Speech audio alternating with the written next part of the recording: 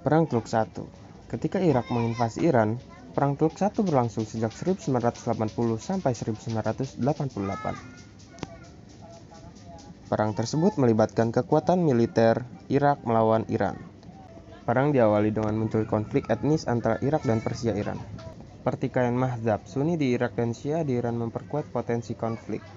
Faktor lainnya, seperti revolusi Islam di Iran, yang membuat Saddam Hussein khawatir itu akan beresiko terhadap stabilitas keamanan Irak. Sejarah konflik dinasti Umayyah dan Abbasiyah hingga sengketa perbatasan ikut menjadi penyumbang pecahnya perang.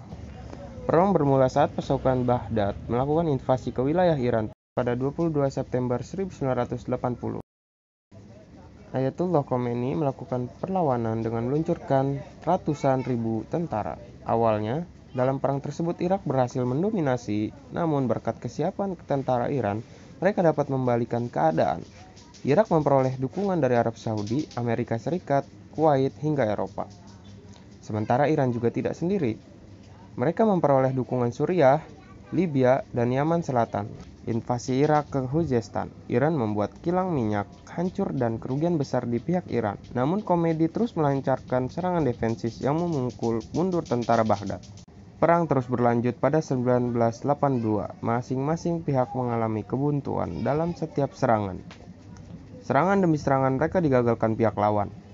Perang berakhir pada 1988. Saat PBB mengeluarkan resolusi berisi tuntutan gencatan senjata bagi kedua belah pihak. Hingga pada 17 Juli 1988, kedua negara tersebut menyetujui resolusi PBB dengan perdamaian. Perang tersebut menyebabkan kerugian besar bagi kedua negara. Irak pun mengalami masa sulit pasca perang. Nama Perang Teluk I baru dikenal sejak munculnya Perang Teluk II dan Perang Teluk III. Perang Teluk I biasa disebut Perang Irak-Iran atau dikenal juga Pertahanan Suci. Yang paling umum disebut Perang Teluk Persia. Iran tidak hanya dibantu dengan Suriah, Libya, dan Yaman Selatan. Namun di belakang layar ada keterlibatan Cina dan Korea Utara. Sementara Irak dibantu kekuatan Arab Saudi dan Amerika Serikat, ada juga Uni Soviet dan Perancis. Mulai Uni Soviet memiliki kebijakan netralitas yang ketat terhadap perang tersebut karena ingin dekat dengan Irak maupun Iran. Namun Iran menolak tawaran persahabatan dengan Uni Soviet karena merasa di atas mampu menggulingkan Saddam. Prospek tersebut tentu tidak dapat diterima.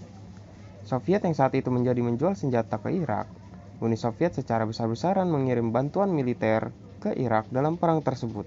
Perkiraan jumlah korban di pihak Iran, baik militer dan sipil, sebanyak 500.000 hingga 750.000 terbunuh atau terluka.